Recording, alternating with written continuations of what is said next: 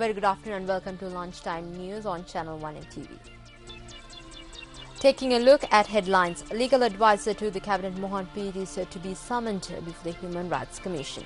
President says a meaningful democracy requires a close interaction between the government and the community. Greek lawmakers vote in favour of the latest austerity budget. President Mahinda Rajapaksa says that meaningful democracy requires a close interaction between the government and the community. The President made this statement during his address to the 4th Bali Democracy Forum in Indonesia today. The forum will conclude tomorrow. President Mahinda Rajapaksa was the first head of state to address the 2011 Bali Democracy Forum. During his speech, the President noted that if democracy is to be meaningful, it must have a direct impact on life. The President added that Sri Lanka is one of the oldest practicing democracies in the world and noted that Sri Lankans have enjoyed universal adult franchise since 1931. The Bali Democracy Forum, which is now an annual event, was initiated on the 10th of December 2008 by Indonesian President Dr. Susilo Bambang Yudhoyono. The aim of the forum is to discuss the development of democracy and politics in Asian nations.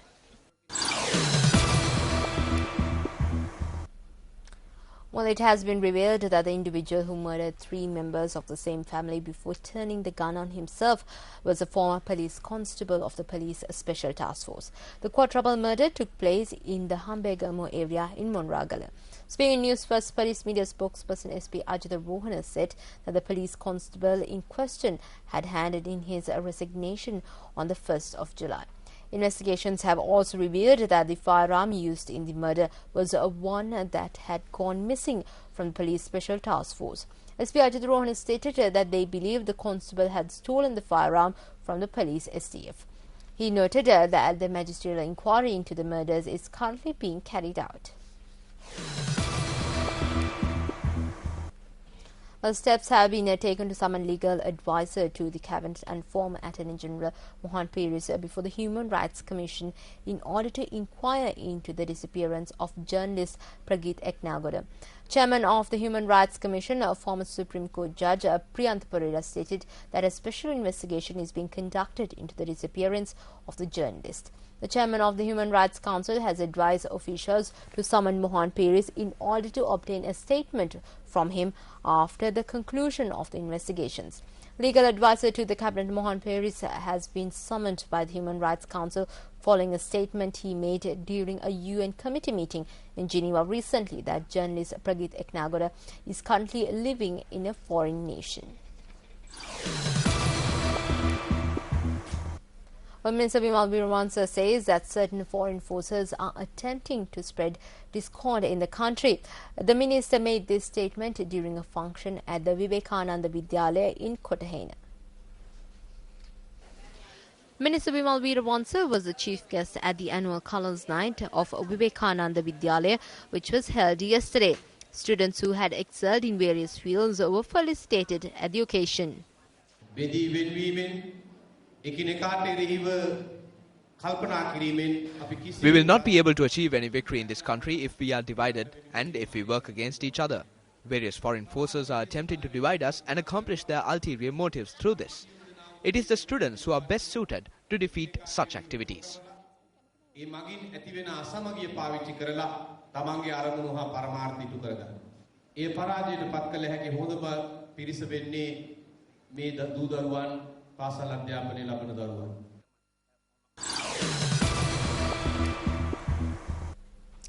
Well, the chairman of the Patriotic People's Council, PSCD Vijay Nayaka, says that a proper mechanism should be implemented to grant pensions to farmers. He made this statement during a function in Colombo yesterday.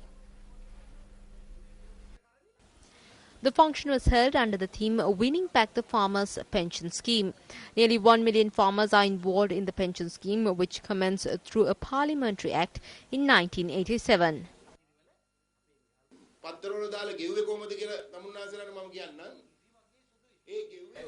I saw in the papers yesterday that farmer pensions will be paid. Let me tell you how it will be paid. There was a farmers' insurance scheme fund within the pension scheme. This fund had nearly 418 million rupees. They are utilizing this money to pay the pensions. What will they do when this is over? A proper solution wasn't provided by this budget to solve the farmers' pension issue.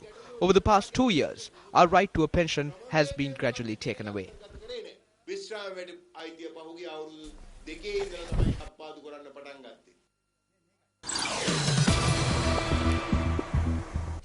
Expenditure heads of the Ministry of Construction, Engineering Services, Housing, Common Amenities was taken up for debate in Parliament today.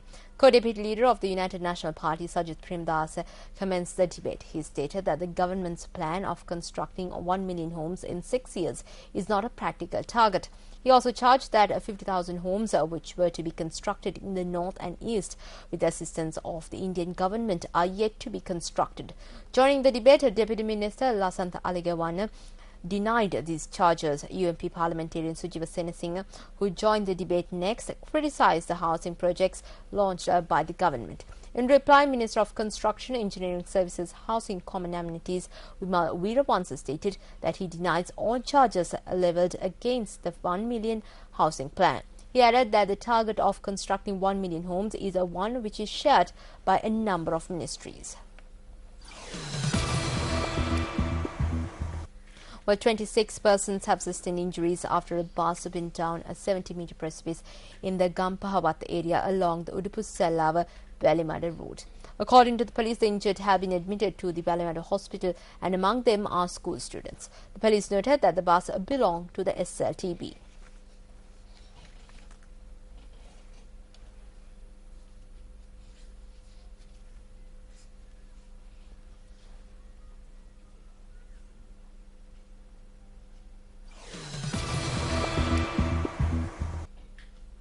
The police say that a special program has been put in place to prevent dogs from entering the Southern Expressway. The police stated that the Road Development Authority has appointed a team to look into the matter.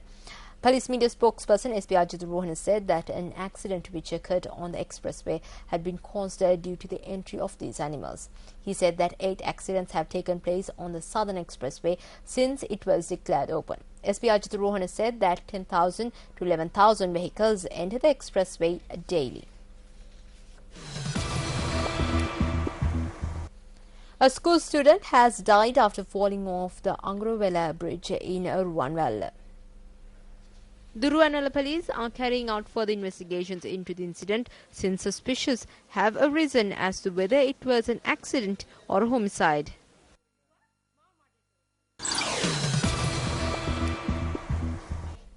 A student who went to bathe at a well located in a school has died after falling into it. According to the police, the incident took place last evening. The police added that the student had attempted to bathe at a well located within St. Anthony's College in Katugastota. The victim has been identified as 9-year-old Sanjiva Kumara, a student of St. Anthony's College. The deceased was a resident of the Hantana area in Kandy. Investigations are underway into the incident.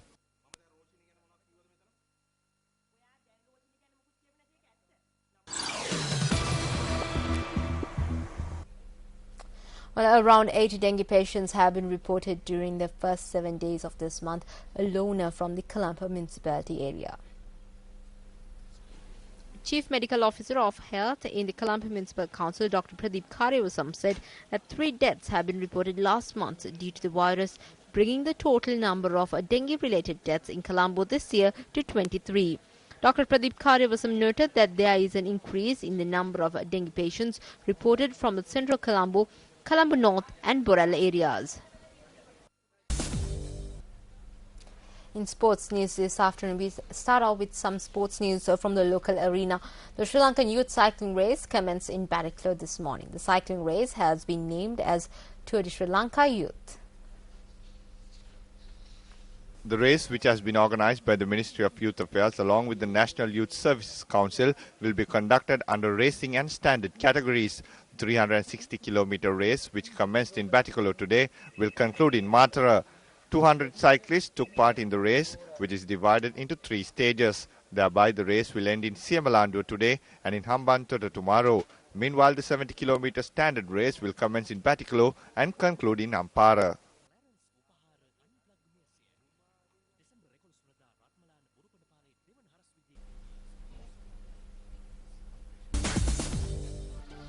Well, with that, we wrap up this edition of Lunchtime News, but be sure to join us on our Ali updates. Until then, take care.